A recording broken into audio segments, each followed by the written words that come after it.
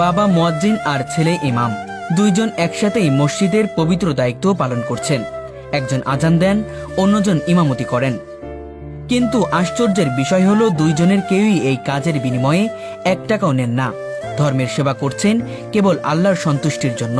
সূরা বাকারার 174, 75, 76 নম্বর আয়াত আল্লাহ বলেছেন ধর্মের বিনিময় নেওয়া যাবে না।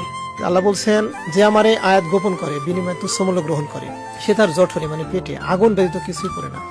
আল্লাহ বলছেন আমি কিয়ামতের দিন তাদের সাথে কথা বলবো না, তাদেরকে পবিত্র করবো না। তারাই সৎপথের বিনিময়ে ভ্রান্ত পথ এবং ক্ষমার পরিবর্তে শাস্তি ক্রয় করিয়াছে। তো এইটা আমি বুঝছি যে ধর্মের বিনিময় নেওয়া শুধু হারামি না, এটা আগুন খাওয়ার সাথে তুলনা। সেটার থেকে আমি বুঝছি যে না, ধর্মের বিনিময় নেওয়া এটা মানবতার কল্যাণে করতে হবে। তা আমি নিজে রুজি করি, ইনকাম করি এবং এখান থেকে 5 ওয়াক্ত নামাজ আমি পড়াই এবং জুম্মা পড়াই। এখান থেকে আমি কোনো পারিশ্রমিক নিই না।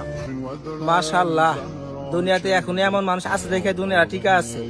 একটা কথাই বলতে চাই, আল্লাহ আপনার পুরো ফ্যামিলিকে নেক হায়াত দান করুন, আমিন।